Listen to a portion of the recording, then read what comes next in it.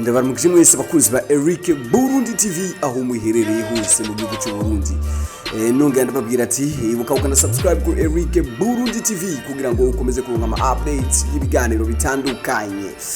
Kuri uno mwanya rero ndakuzanira imwe mu nkuru iri kuvugwa cyane aho ndavuga ni ku kirori cyaraye kibaye mu gisagara ca Gitega, unavuga ku mugwa mukuru wa politike Igitega, aho amajambo ari menshi cyane ku mbuga ngurukana bumenyi, aho bari kuvuga ku vyaraye biranze ikirori cyaraye kibaye ku munsi wejo, cyarimo cyatamishijwe n'abaririmbyi benshi, aho ndavuga harimo Harmonize kuva mu gihugu ca Tanzania, Mr Konde Boy, harimo Kiriku Akiri, hakabamwo Double J, hongera hakabamwo na n'umuririmbyi ari we umvukuri novuga neza ngira warabonye ingene vyagenze, aho ikirori cyagenze neza, ariko bikavuga yuko harimo insolite menshi, harimo nuko hoba harabaye uruhombo ku kirori cha Harmonize, aho bivugwa neza ko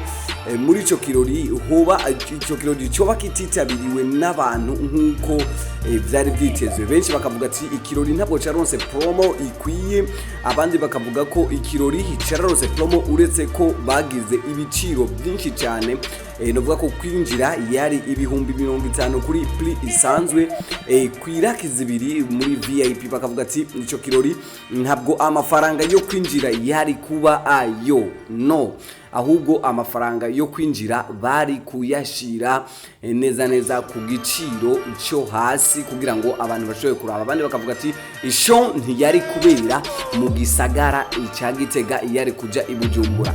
Ku bwawe mbe ubibona gute?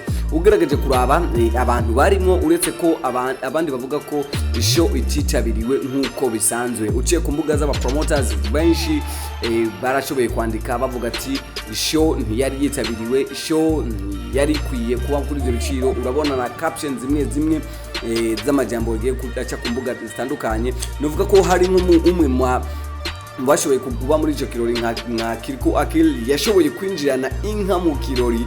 Igirori cyari kiryoshe cyane, uretse yuko hari aya ma insolite atandukanye. Mbe ku bwawe show woba wayibonye gute? Mbe ku bwawe consent woba wayakiriye gute? Arenda keneye commentaire yawe aho munsi, dushobore kumenya ati mbe nawe woba wakiriye gute kino giteramo cha Harmonize cyabaye ku munsi wejo uhise, no bweta tariki 22 z'ukwezi kumunani. Ndagukunda cyane, komeza kurikana Eric Burundi TV, ntiwibage no kanda subscribe kugira ngo ukomeze kuronka ama updates atandukanye. Je Simba from Side intare mu manuko, ndakuzanira amakuru aryoshe kandi ari ku gihe. Ndabakunda cyane, ati ciao.